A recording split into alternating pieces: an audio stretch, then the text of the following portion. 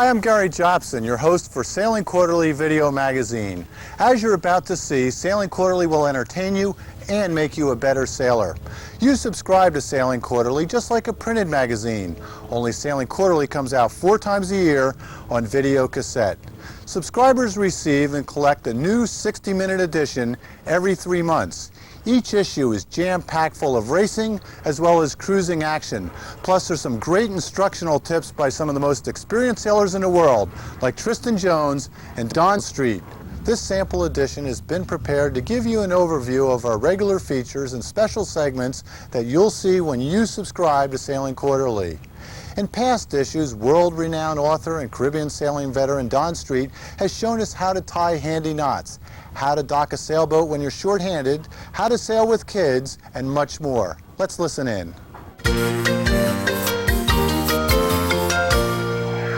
In this issue, we will show you how you can come in alongside the dock using a single aft spring line. As you can see, we have come in on a single line, and we're sitting here alongside the dock with the engine slow ahead, and at my leisure I can go up and rig my bow line and my stern line. The great advantage of doing it this way is you throw the single spring line over, you take a strain on it, and with the boat in slow ahead, she will move sidewise and alongside the dock and stay there. If you come in and use your bow line or stern line to stub the boat, to stop the boat, you always have a disaster situation. The bow line will swing the bow in and bend up your pulpit. Stern line will swing the stern in and probably chew up the gel coat. When you're coming in alongside a dock, use a single aft spring, experiment with your boat to find the exact way to rig it, and then you'll be home free. As you come alongside the dock, drop the eye of the line over the bollard of the cleat, leave the engine in slow ahead, surge the line around the winch. The boat will spring sidewise alongside the dock.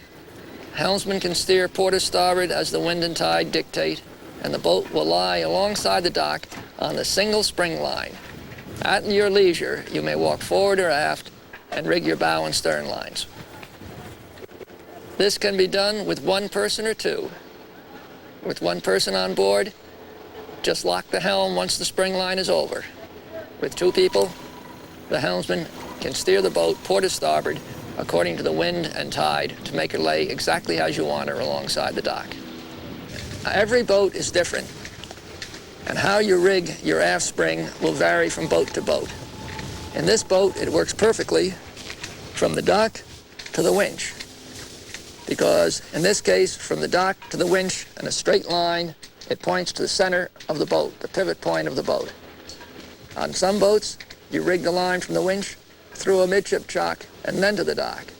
On other boats, you rig it from the winch to a snatch block in the tow rail and experiment moving the block back and forth till you find the correct point to rig your snatch block. Every boat will be different. You've got to go and experiment and find out which system works best on your boat. Donna's our expert on the practical side of things, but we've got plenty to excite those with a lust for cruising adventures. In each issue, we'll visit American as well as foreign destinations you'll want to see. This is your chance to experience firsthand what it's like to sail in the finest waters in the world. Europe, Venezuela, Tahiti, Florida, Ireland, California's Channel Islands, New Zealand, the Great Lakes, Norway,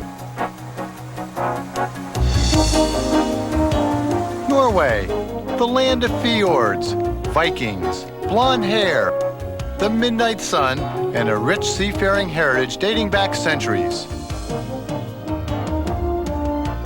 To explore this unique world, we flew into Oslo and then made connections to Kristiansand. We joined Phil Friedman and Karen Josephson as they chartered a boat from Sail Scandinavia and embarked on an odyssey to rediscover Karen's ancestral roots buried deep in the Norwegian soil.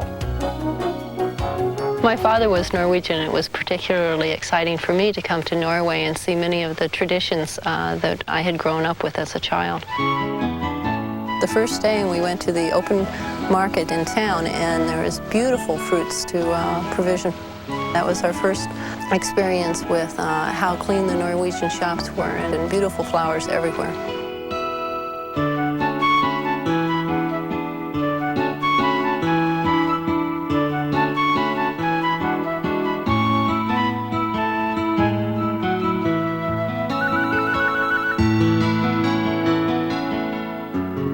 The plan for our itinerary is this. We're going to sail from Kristiansand to Risør to the Wooden Boat Festival. Then we'll sail back from Risør to Kristiansand, either on the inland passage, or if the weather permits, we'll sail offshore in the Skagerrak Sea. The most impressive thing about the sailing that we learned the first day was these are very difficult waters to navigate. The channel is frequently very narrow, and it's often necessary to go between rocks that are no more than 10 or 15 meters apart.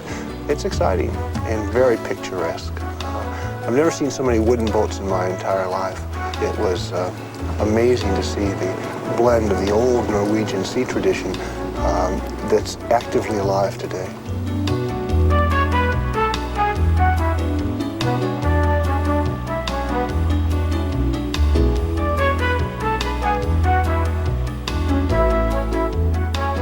In Grimstad, we stayed at the town dock. There were good facilities. It was very easy to just come up to the town dock and to tie up for a small fee. We had showers, and it was very convenient for shopping.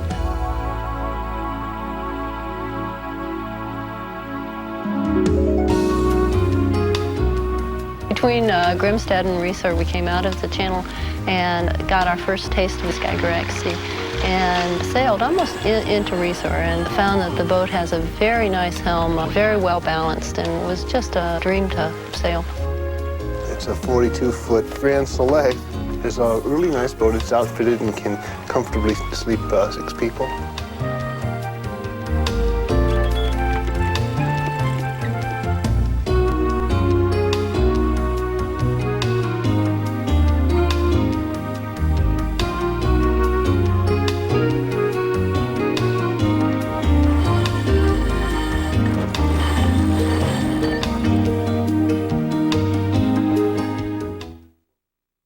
For racing fans or anyone who wants to sail faster, I give a series of performance tips and tactics.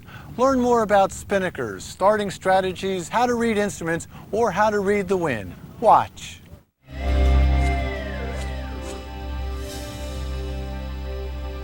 Moving further forward, we have the mast man. This is the person who hooks the spinnaker pole up to the mast and actually pulls the sail up.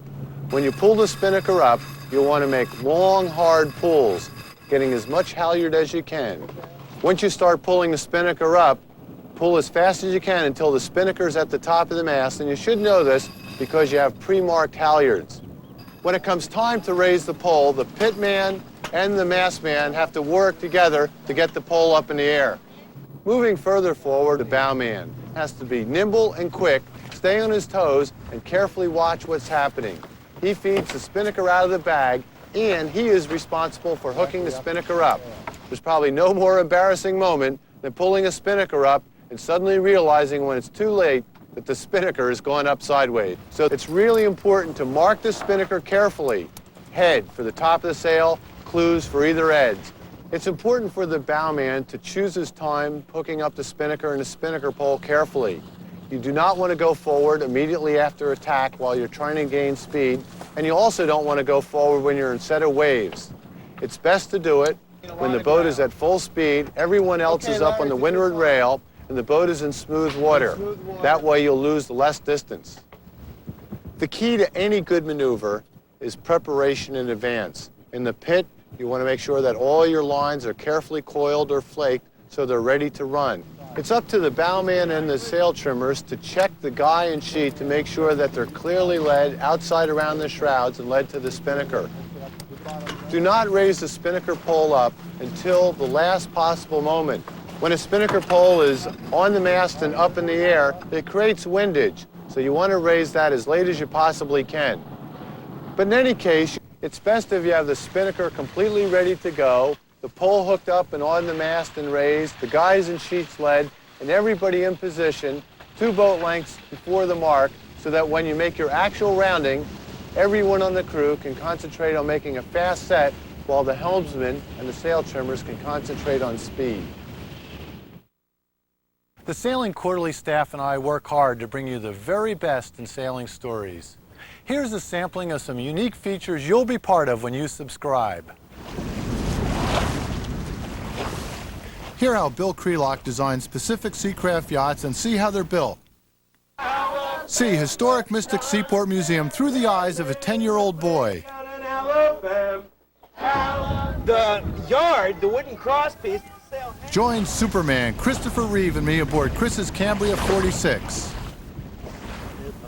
Learn how to go up the mast to check and maintain your own rigging. It's a very strong way to attach the shrouds. See the scientific results as a dozen different anchors are tested in Florida sand and San Francisco mud. Join Sailing Quarterly, the U.S. Naval Academy, and the Coast Guard in a joint effort to teach man-overboard recovery. Point and throw flotation. Designated spotter. Listen to America's Cup veteran Tom Whidden explain sailmaking. A series of panels then leaves the XY plotter and goes to a process called seaming. Watch as Ted Turner and I race the classic 130-foot J-boats Endeavor and Shamrock 5. What's the guy saying on the bow? 40 seconds. Oh, shit. We better tack, don't you think? Press down 2. He's going to get us. He's going to squeeze us off. He won't squeeze in 30 seconds. Yes, he will.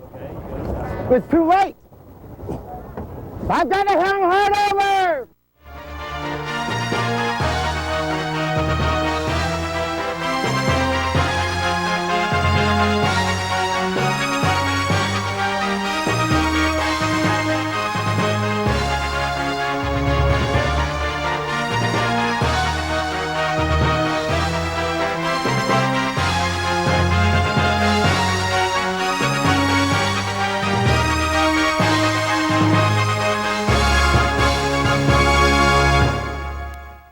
Well, are you enjoying Sailing Quarterly so far? The story of Endeavor is just one of many unique inside stories you'll see when you subscribe to Sailing Quarterly. And ordering is easy. Simply pull out your credit card and call 1-800-783-7783 or put a check in the envelope I provided. Go ahead, I'll wait. Push the pause button and order now.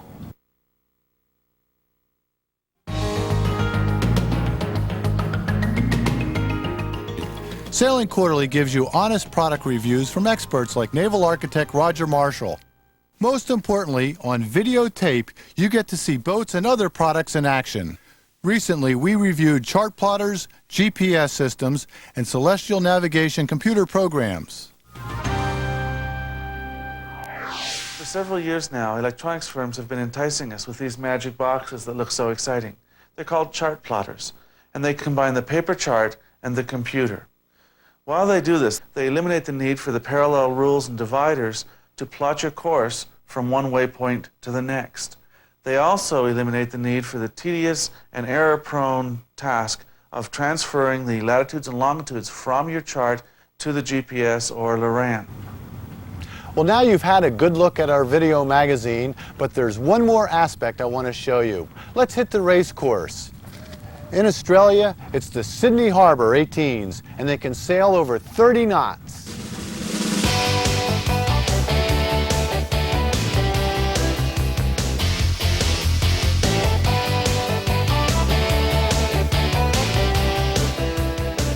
Lighter and no bigger than a dinghy, carrying sails nearly the size of a J44, the 18s are the fastest monohulls on the water, reaching speeds of 30 knots, careening along a knife edge of hair-raising speed, balancing between ecstasy and disaster.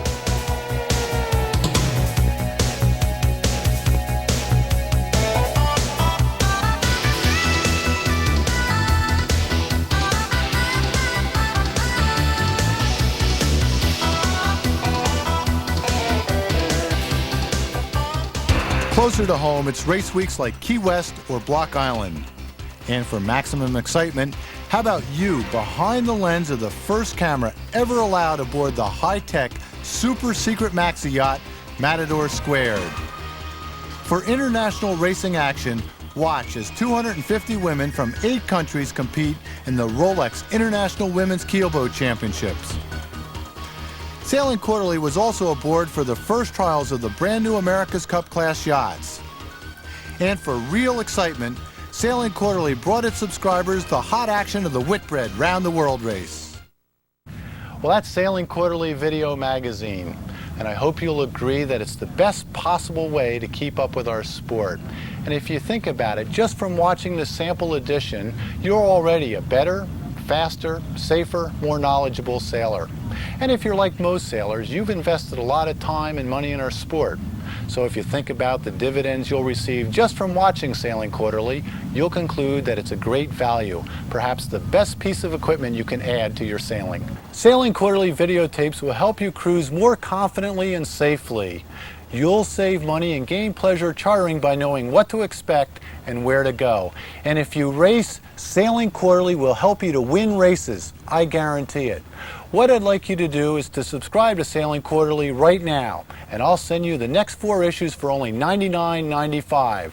I'm so confident that you'll love Sailing Quarterly that every issue is 100% guaranteed. If you don't like an issue, send it back. We'll refund your money, no questions asked. So what I'd like you to do is pick up the phone or send in your subscription card and order Sailing Quarterly now.